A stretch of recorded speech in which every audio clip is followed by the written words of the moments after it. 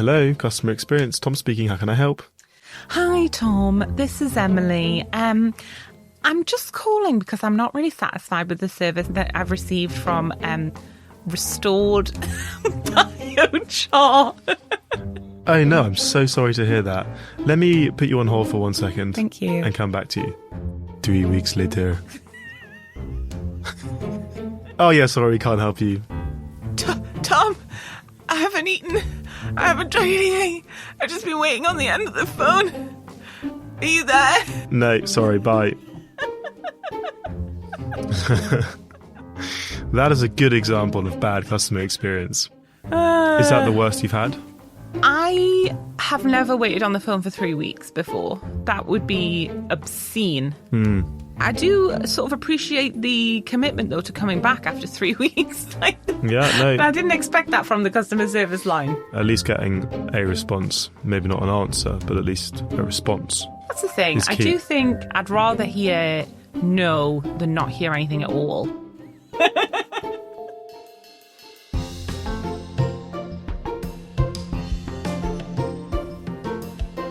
Hello!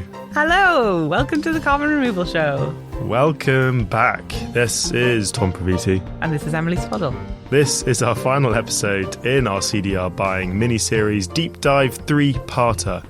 That's a mouthful. Yeah, we've got to come up with something catchier, especially if we're going to keep doing these 3-episode little chunklets. Triplet, trio, cluster? Curious cluster? Yeah, I like cluster. Carbon removal? Or trying triplet. We feel like a trying triplet sometimes, the three of us. It does feel like that. The last 2 days I felt like that. Okay, we'll workshop it. Off mic. Right, back to CDR, please, Tom. Yes. Episode 3. So, what is in store? Well, for episode 1 of this mini-series, we explored what is motivating existing buyers. And in the last episode, we looked at how these buyers are buying and navigating some of the challenges of interacting with this new and evolving space. And in today's episode, we're going to be looking forwards and thinking about what the market needs to do to make buying easier, more attractive, and less risky, so that we can grow this thing at the pace it needs to grow. Wunderbar. Wunderbar. Excellent. Excellent. Anyway, we obviously don't claim to have all the answers, and neither do our guests. But if carbon removal is going to scale to gigaton levels, I feel like I haven't said that for a while, gigaton. Oh, it's a good word. It's a good to have it back. Get your mouth around a gigaton. A gigaton, imagine. But if we are going to scale to gigaton levels, several problems do need solving. As it happens, Tom, problem solving is my middle name. Right. Well, Emily Problem Solving Swaddle. That is a mouthful. That is a mouthful. Emily Problem Solving Swaddle. God, double-barreled and everything. Let's get into it. Right. The first problem we're looking at is the problem of trust. That word does come up a lot in CDR at the moment. Yeah, we've talked about trust a lot before here. In an emerging, fast-developing market that sells a non-physical product, there are plenty of reasons why distrust can creep in. And, understandably, in order for buyers to lean in, they're going to need to be confident that the market is real, credible, and defensible. Is, for example, what's being delivered exactly what you purchased? Will it be delivered on schedule or at all even? Will this stand up to scrutiny? And loads more questions. Yeah, questions on questions on questions. Uncertainty is a scary place to be. And right now, it honestly probably feels easier to kind of just, sit on your hands and wait until the centre of gravity shifts and there's more certainty to cling to. Who wants to be an early mover into a risky space? One of the aspects of the trust problem is that this wavering is creating a bit of a bottleneck. Layla Toplik, formerly of coalition member Carbon Future, is back to explain. We have a challenge around urgency, like why now? But we also have a challenge that we've been addressing around the lack of clear data-backed signals that help leaders understand, is this real? Is it investable? Does it reduce my risk? And why do I need to act now? So trust is what makes CDR investable and scalable. And again, not as a tagline, but as a system that's built on credible data, high integrity infrastructure. So that would be standards, DMRV, insurance, clear policy signals, and also having a strong ecosystem. Otherwise, skepticism would creep in and slowing both the capital flow and also eroding investor confidence. So what we're talking about here are things like MRV, third-party verification, registries, standards, intermediaries. I feel like we've talked about them so much in this mini-series. But it's clear that it's not enough for these things to just exist. They need to be credible and, crucially, legible. Yeah, and to be honest, this can be where things get messy. We don't like the mess. I remember a few years ago we went to a Carbon Future event. Listeners may also remember. And there was a slide shown at that event that very helpfully sort of mapped out all the actors and all the steps in the system. And just looking at that slide, it was pretty intense. And like to an outsider or a newcomer, you can totally see how it won't necessarily look like a sort of reassuring set of checks and balances. Even if it is fundamentally robust, how is anyone who isn't an expert who isn't in the loop supposed to even know that? I remember that slide. Yeah. And I almost remember it being purposefully put there to show how complicated it is. Yeah. I think that was the idea. Yeah. And we were all like, absolutely bamboozled me. Straight over my head. Yeah. There are lots of layers to this system, though, and often many options available within each layer, so it is complex. And that complexity may itself risk undermining trust, especially for anyone not working in this space day to day. So how can we fix for this? I would really look at kind of two important aspects of trust. One is transparency. How does it work? And second is, I come from tech. I spent 20 plus years in technology. So obviously cybersecurity, AI are big focus areas today. So in cybersecurity, there is also this concept called zero trust, where you actually create an infrastructure where different actors are part of that infrastructure and nobody's trusted by default. So that's also very important, where no one controls everything and there's no conflict of interest. So again, the transparency and creating the right infrastructure that is both efficient and scalable, right? In order for us to reach gigatons, but also it is trustworthy by design. We need to have the infrastructure that actually builds trust. And that is having some of these key elements, which are actually coming together, exist in the market. So I mentioned standards that define what quality looks like. Independent digital MRV that collects that data, enables suppliers to optimize their projects, and then hands off that data to third-party verifiers to verify. And then for certification, then we have the market infrastructure to actually connect supply with demand. So that's about building that infrastructure that enables the market to function with trust embedded and also at scale. I guess the complexity of the infrastructure itself doesn't need to be a problem. We often put our trust in things that we don't fully understand, like financial systems or like healthcare interventions or friends and family members. Yes. I'm not a doctor, I'm not an economist, but I vaguely maybe trust those things. But I would also note that there's definitely some pushback on that trust. It's not always the case that we put our trust in these institutions unquestioningly. And culturally, it does feel like there's some kind of growing suspicion of systems like this that just feel like black boxes. As Layla says, transparency is key, as is finding a balance between simplicity and enough third-party checks and balances to provide reassurance. Yeah, totally. Making it easier to navigate can't come at the price of making it verifiable and safe. That would just completely undermine the trust that we're trying to build in the first place. So, if trust is the goal, and market infrastructure is one of the mechanisms, how do we strengthen that infrastructure? And how do we make buying itself both appear and actually become less complex?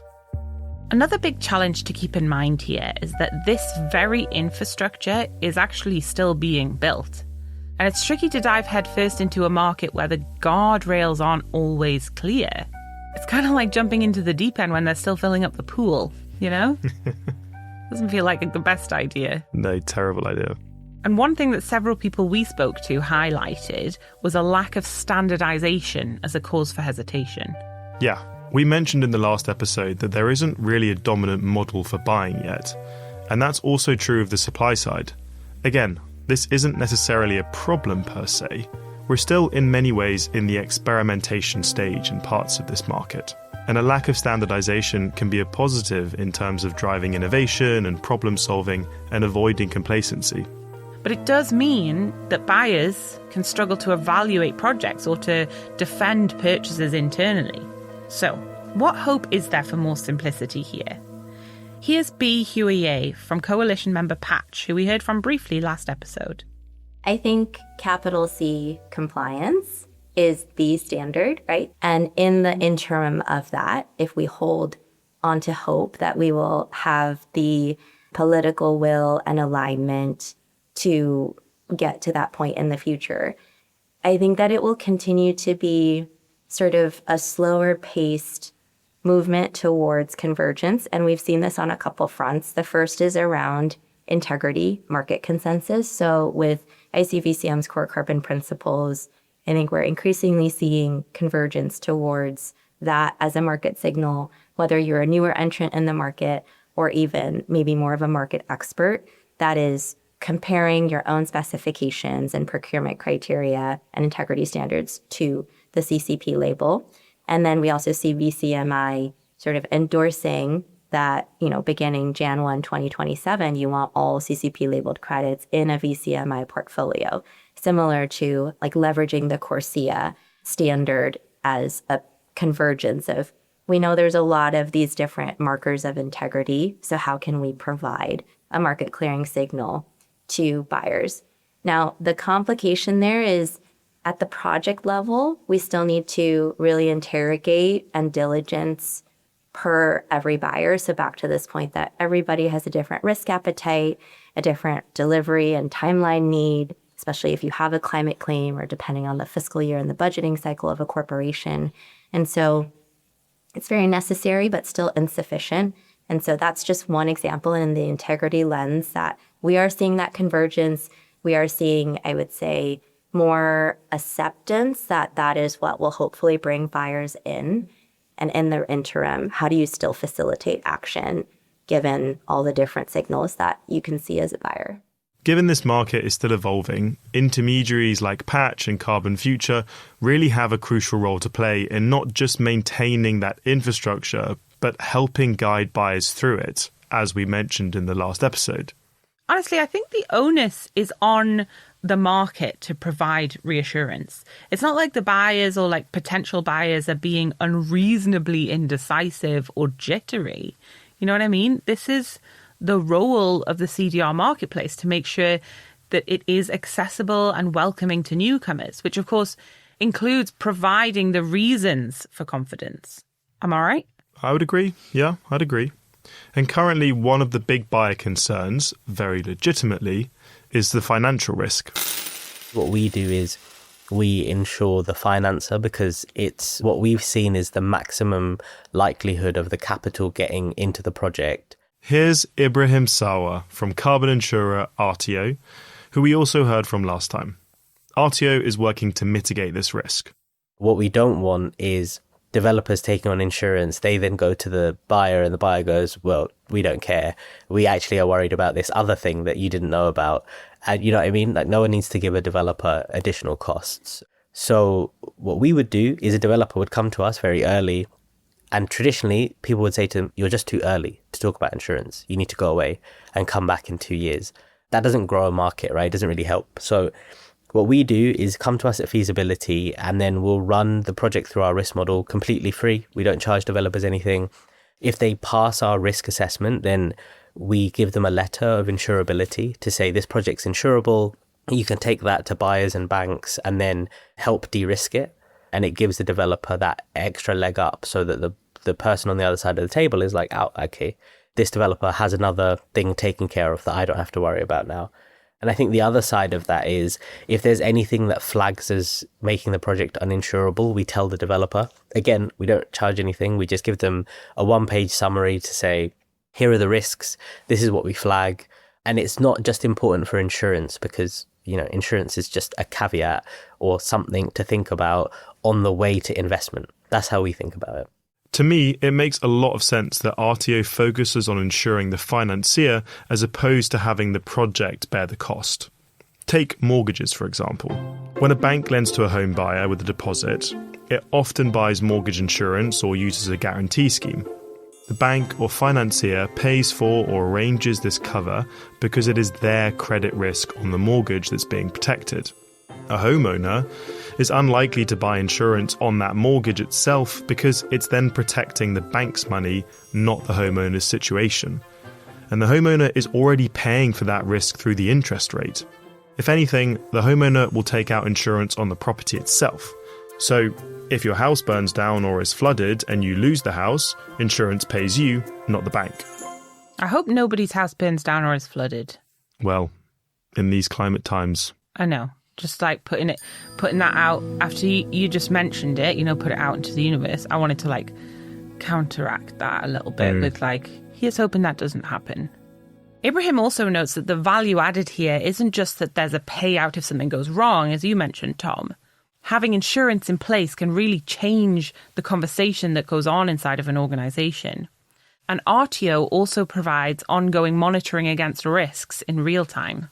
It gives the buyer, the corporate, comfort that should things go wrong, they have the backstop of insurance. It makes it easier at an investment committee, at any investment committee, to say, this is the insurance that we have behind it. It's kind of Lloyd's cover holder. It's the same kind of insurance you see on any other deal. That's very important. And then the last thing is, for every project that we cover, we monitor the risk. So every 2 weeks, we use satellite data predominantly. So it's not always super relevant, but we look across things like political, methodology, governance. So any risk that we flag, we give those insights to the corporate. For everything that we're assessing, we then give to the insured, which is the corporate, but with the thinking that it goes to the developer. So the developer gets an ongoing assessment of, for an IFM project, for example, if we flag that there's high fire risk in the next 30 days, they can do their fire mitigation activity. So we kind of take a dual approach. We mitigate the risk at source, where we cover the financial risk, but then we also mitigate by monitoring the risk for ourselves. We share that data so that we can reduce the chance of a risk, because no one wants a claim, right? No, not just us, but the buyer, the corporate doesn't want the claim, the developer doesn't want the claim. We all want the project to succeed. And if we have the data and resources to help, then we should be doing that. It's great that infrastructure seems to be developing, and it sounds like there are growing ways of mitigating risks. That's amazing. There is another barrier still standing, though. How is CDR explained both internally and externally? Talking about storytelling. This is my favourite topic. Communication, trust building. You can do all the reassurance you like. And honestly, that might be enough to convince potential buyers that CDR isn't a crazy thing to do. And some of the more passionate among them might be happy with that. Good to go. But they do actually still need to understand the reasons for buying it. The idea of building the positive as well as reducing the negative. Yeah. And CDR isn't always framed well to decision makers. This is why companies can struggle to justify buying. So the narrative has to translate the value into business terms, as our imaginary CFO might be thinking. Not the CFO of the carbon removal show. No, we don't have one, sadly. Here's Layla again. Often carbon removal is explained in climate science language. That doesn't move a CFO. They want to know, how does this reduce my risk? How does it protect my supply chain? How does it give me a competitive edge? So the narrative has to connect to business outcomes, not just climate science. So that's one. The two is sometimes there is one-size-fits-all messaging. So much of the communication treats the public, or let's say the market, as one single audience.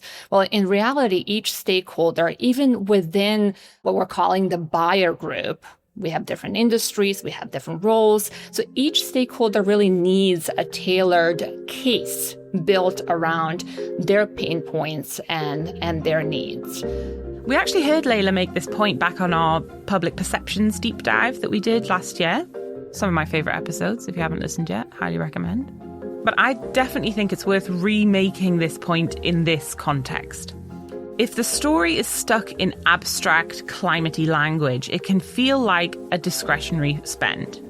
But once you translate it into risk, resilience, strategic advantage, it becomes a different kind of conversation, one that finance teams and senior leadership can actually engage with, you know? You'll probably see them sort of like perk up a bit when you're speaking their language. I've seen this framing change in conversations with buyers, and it is definitely a way to get their attention. The ears prick. There's a little ear quiver. Back in our first episode of this deep dive, of this thruplet, we looked at how different motivations are playing different roles for buyers. And we also said those aren't mutually exclusive. Likely all are going to play a role in many cases. So making the case for multiple angles, the business case, the conviction case, the corporate responsibility, realness case, is one way to strengthen it, make it more robust, and make the whole offering of CDR more appealing to more buyers. Mm-hmm. Strength through the diversity. Exactly. Of course, communication and shaping the narrative is just as important within organisations as between them. The decision to buy carbon removal is very rarely taken by one person alone. Maybe if you're like an individual who wants to buy a few tons, you can make that decision on your own. Other than that, it's going to be a kind of collaborative decision-making process. It will likely involve teams, maybe teams that work in different departments, and maybe they're making choices from very different perspectives. Different priorities. Yeah, exactly. In episode 1, Carolyn talked about needing to make the business case internally about linking the stories of growing regulations, risk, and more. But she also spoke to us about what this decision-making can actually look like within a company. A big thing we have here is like first principles thinking, which is like, if there's a problem, why is this the problem? How can we work on this problem? And that sort of thinking is what really drove this. Like, why are we just doing random offset buying? How can we align this? What do we need to align this? And a big thing I think people forget about ESG is the G, and the governance frameworks have to be set up for this. And governance takes time. Governance is involving stakeholders, getting people involved, making people accountable, bringing people together, and creating all these sort of basically documentation to ensure that everyone is on the same page, everyone has the same decision-making capabilities, that if decisions need to be made, there are feedback processes, discussions, so every voice is heard, every sort of feedback can be heard. A big thing we have here is feedback culture, so that was something we really want to instill. And because of that, and because of that discussion, that means it's not all only falling on me, it's a group decision, and that also means people get really excited about it. Carolyn illustrates that making the case internally can be iterative and collaborative. That seems like how it should be, really, I think. Yeah, I agree. You're never going to get a yes straight away, I think, with this. It's an iterative process. But also, if you get a yes straight away, it sort of like says to me that they haven't thought about it deeply enough. You almost want the no. Or not the no, but like the, let's talk more about this, you know? And let's continue having that conversation about this. And that conversation, it's all going to look really different for every organisation, as with all of this that we've said so many times. And it really has to be different because each company will have slightly different language that they use, different perspectives and all that.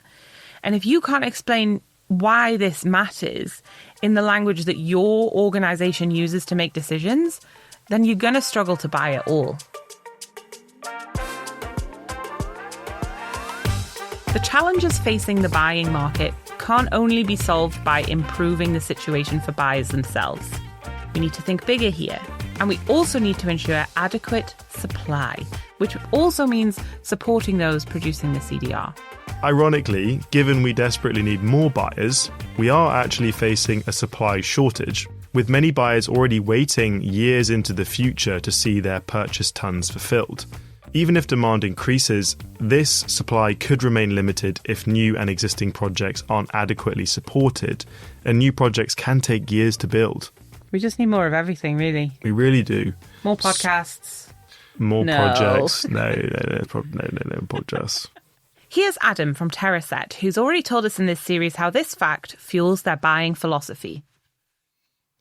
The main issue in this space is people are trying to build things that are new and they're unproven and they will take time to deliver, and the revenue might be multiple years down the line. And in a world where capital isn't necessarily cheap and it isn't easy to just access debt capital, and venture capital might not always be suitable for, the makeup of a particular project, and lenders can be risk averse in a new space, and all these other challenges that come with securing capital. And for buyers like Terraset, the way they buy is nothing to do with securing limited supply. It's about growing it for their own future purchases as well as for everybody else's. If you want more projects, you need more capital flowing earlier, and in ways that are resistant to long timelines and high uncertainty. But even with more mature market infrastructure that includes risk mitigation, like insurance, and with more and more enthusiastic buyers, we're likely still going to need one other ingredient to unlock supply. Any guesses, TP? I wonder. We need policy, and you have just done a series on policy, so I won't get into the specifics that smarter people than me are into there. But at some point, this is a space that needs to have more political support, more regulation than it currently has in terms of compelling action, and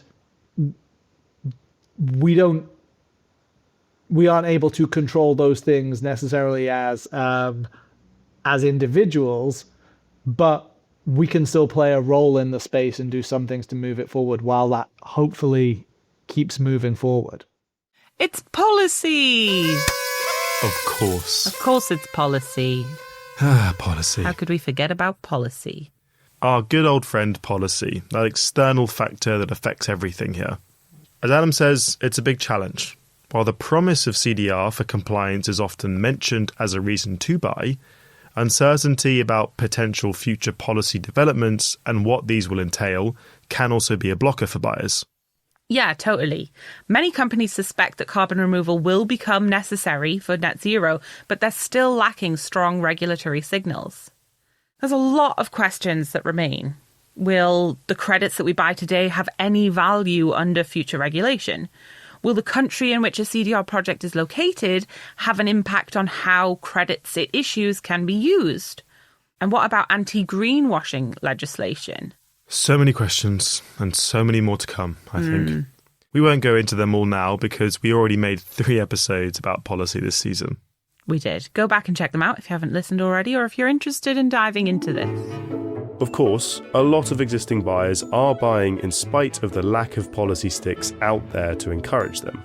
Do you remember Klarna's BVCM approach from the first ep of this deep dive? In case you've forgotten, BVCM stands for Beyond Value Chain Mitigation. We're very transparent about who we're supporting, with how much money, and that we're not saying this is counting against our footprint. We're very clear. We see it as our mission to support solutions that contribute to global net zero. And I think one of the points is that there's no succinct label you can put on a product or something like that, right? Like the old sort of carbon neutral labels, etc. Well, that was driven by sort of marketing budgets, etc. But for us, these narrative claims have just been powerful for our broader storytelling about who Klarna is and what we care about. In cases like Klarna's and many others we've spoken to, this really isn't about compensating for emissions and making claims. So they're not spending time working out how to buy credits that they might be able to map neatly onto future compliance. They're buying despite the policy uncertainty. But that really won't be the case for everyone. In fact, the buyers we've interviewed for this series probably aren't representative of all the potential buyers out there. For that very reason, they're already buying. And in all likelihood, we're going to need policy, or at least a very strong policy signal, to expand the pool. In fact, some people we speak to even question whether the voluntary market can get much bigger than it is, or whether we're already at the ceiling, that is, without regulation coming into play.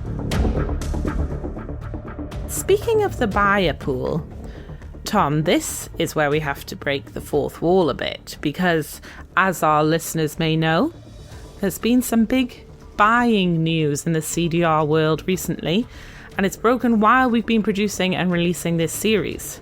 Not exactly ideal timing for us, but, needs must.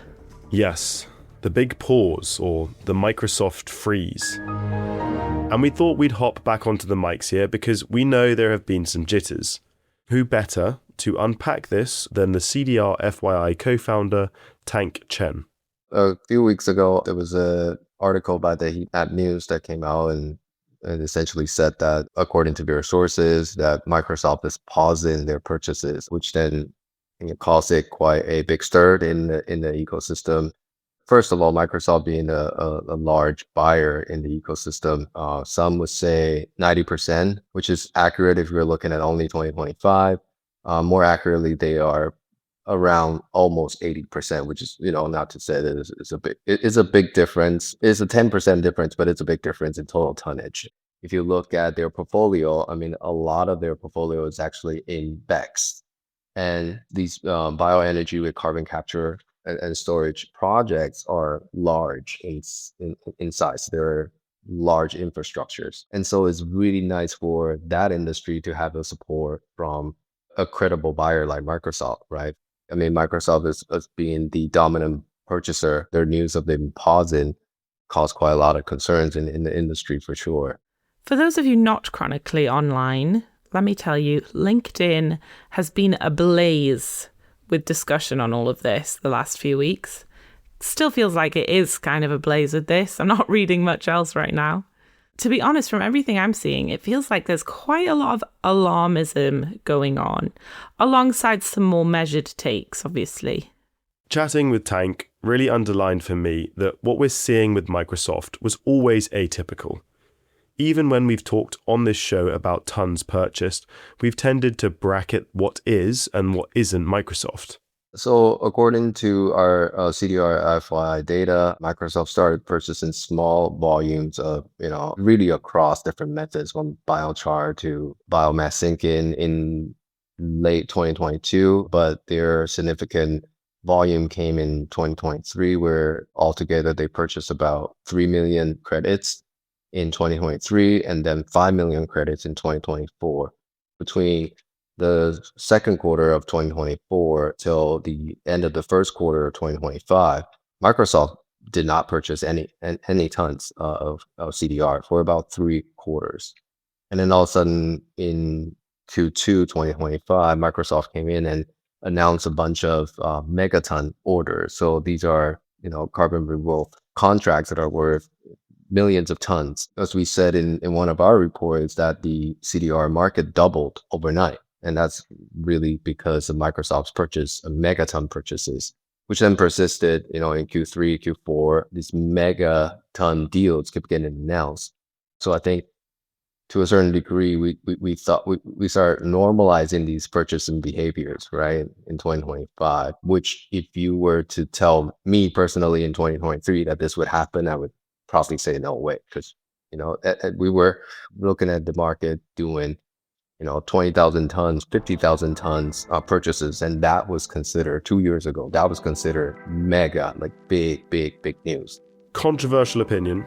I was actually starting to think that all these mega deals that were going on might be a problem for the market. Which other buyers out there are realistically going to be signing million-ton contracts right now? And is it really helpful for every supplier to feel like they need to be teeing themselves up for a big Microsoft deal? Or should even all these marketplaces and brokers be putting all of their focus and efforts into just closing a Microsoft deal as well? Yeah, I do understand the panic to a certain extent, but if we zoom out a bit, I think I agree with you, Tom. I don't think it's such a bad thing to let that canopy clear a little and get some light down to the forest floor. As Tank mentioned, Microsoft has bought a lot of BECCS, so obviously there's going to be a bigger impact there. But he also noted that the vast majority of CDR suppliers have never ever sold to Microsoft. I sure haven't. The key question I think this leaves us with is maybe one that we should have been asking a while ago. what might the buyer's market look like without Microsoft in the picture? If you strip out Microsoft, I mean, the carbon removal market has grown over the years, and a big part of it is thanks to Microsoft. But the purchases from companies outside of Microsoft has also, grown quite a bit. So yes, so Microsoft might have, initially might have 70% of the market, and then 80, and then 90%, but the remaining 10% is actually getting bigger and bigger and bigger as well. And if you look at the supply, right? I mean, our number shows that out of the 259 suppliers on CDR.FYI who have disclosed their volume to us, I mean, only 39 of them, right? So 39 out of 259 actually have contract with Microsoft. To all the buyers and potential buyers out there, please don't let this put you off. It's clearly big news, but take Microsoft out of the picture and we likely have a more realistic view of where the durable CDR space is in its maturity. And it is growing year on year at a rate. So for those of us working on growing the market, we have a responsibility, not to let panic or skepticism creep in, but to keep doing what we're doing. Okay, so what have we learned? What can we all do about this? The thing is, this is, without a doubt, very complex. There's a lot of moving parts, there's a lot of factors to take into consideration, but it feels like that's not necessarily putting people off. It's not putting everyone off, that's for sure. And sure, we do need loads more than that. But people are buying, and they're carving out all these paths that people can take to go down this road. And anyone, I think, who's listening to this and who isn't quite sure yet if they want to follow down one of those paths, I would say dive in. Perhaps you'll find your own path. Maybe. Or maybe you'll find a path that really works for you. And you're not going to be the first one. It's not going to be straightforward. But there is a community that exists to support you through this and to grow the marketplace and to improve the system through which we buy and supply CDR. Couldn't agree more. Some reflections that I've got after this three-parter. I think as a new buyer, it does feel to me as though a safe bet is to work with an intermediary, work with a marketplace. Like, they know what they're doing. They're responsible for the majority of buyers that exist today. So don't be afraid of bringing those people in. Like you say, there are people that exist to help this space.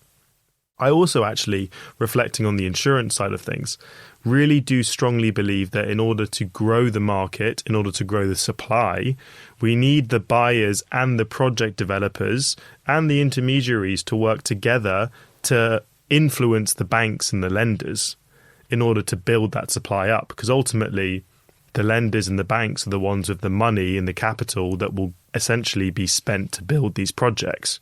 And the whole idea of green hushing just does not sit well with me. His industry is so much about storytelling right now. And if you've got a good story to tell, then tell it, shout it. Like, we need to hear more of these. We don't need more tabloid articles sort of beating up this industry. We need good stories, good, interesting, engaging ways that people are interacting with this space. Yeah, because I think no matter where you sit within this industry or like out with this industry looking in, the most important thing to do right now is keep learning. And we're only going to be able to keep learning new things if we keep hearing new stories and if we keep sharing what we're doing and how we're doing it and whether it's working or the things that aren't working so well. And all of those things, we have to keep learning. It's so important.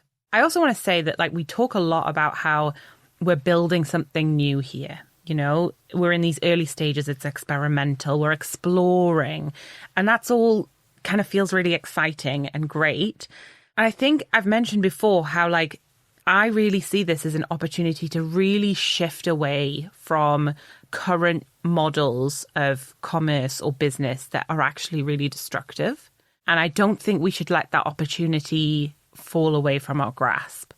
We're still in the stage where we can kind of build what we want to build. And I think we have to hold that, like, close to our heart as we are building this, because It's such an opportunity. And as we said earlier, it feels like culturally we are shifting to have suspicions of organizations that feel like these black boxes and that aren't being transparent. Of course, that makes so much sense to me. And if we want to truly build something new and exciting, this is the opportunity to do it. On the topic of new and exciting, actually, we wanted to leave you listeners with a little clip from a new buyer that's coming into the space as of 2025. This is Ben Wynn from Glad, and he's got a really interesting way that he thinks will motivate more people coming into the space. When we looked at the carbon removal market, we saw that most of the energy and attention was around corporations. At Glad, we approach carbon removal in a different way and for a different reason. Our focus is on cleaning up legacy emissions. And we do that because we recognise that to fix the climate problem, we'll need global government action, some form of carbon tax, tighter regulations and pressure on fossil fuel companies.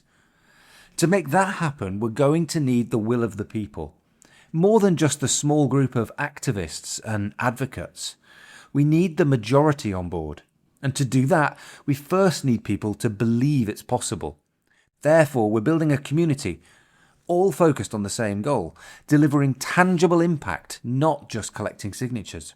What we've learned is that to motivate people into action on climate, there has to be something in it for them. So we created the Climate Prize Draw. It's a really simple format that people are already familiar with. Each prize is placed at an impact milestone. When the community reaches that milestone, the prize unlocks, we run a draw, somebody wins, and the atmosphere gets a little cleaner. We pool the entry fees into a climate pot and deploy it to a portfolio of durable removal solutions, from biochar to rock weathering and DAC. We set a target for each season and an associated cash prize. Right now, to get us started, we've set that target at 250,000 kilograms of funded cleanup with a £10,000 cash prize. So, that's the end of our three-parter. Our third three-parter of this series. Yeah, we have had a lot of threes. Any meaning? Three is a magic number, Thank you all so much for listening. Thank you to all of our guests who joined us for this mini-series and all of the mini-series that we've had within this series. We've had some great guests this time around, and quite a lot of guests, I think. We've really sort of chatted with a broad spectrum of the CDR world. The smorgasbord of smorgasbords. The who's who of CDR. No, it's been a real pleasure to sit behind the mic with you, Emily. And with you, Thomas. And with all of our guests. And if anybody else has some interesting buyer stories that they want to share, please don't hesitate. Get in touch. Or suppliers' stories. That would be fun to hear as well. Or if you have any ideas for things that you think we should cover in the future, don't hesitate. Send them our way. We'll be back soon. Thanks so much for listening. Love you lots. LOL. LOL. Lots of love. Remember LOL used to be lots of love? Yeah. I feel old. TTFN. LMAO. Goodbye. Go by. Carbon removal. Oh, yes. Thank you for listening to the Carbon Removal Show. Please subscribe if you haven't already and follow us. We're on LinkedIn, Instagram, Threads. It helps so much. And if you could do me this one favour, share this podcast with a friend or a colleague who might resonate with this episode. A huge thank you to all our coalition members, without whom the Carbon Removal Show would not be possible. B0, Carbon Engineering, Carbon Gap, Carbon Future, ClimeFi, Evertama, Klarna, Matchmakes, Milky Wire, Negative Emissions Platform, Opna, Patch, Pinwheel, Planboo, Recarber, Sebastian Manhart, Standard Gas Technologies, Supercritical, and Offstream. If you or your company are interested in joining this amazing coalition, please get in touch. The Carbon Removal Show is hosted by me, Tom Praviti. And me, Emily Swaddle. And produced by me, Ben Weaver-Hinks.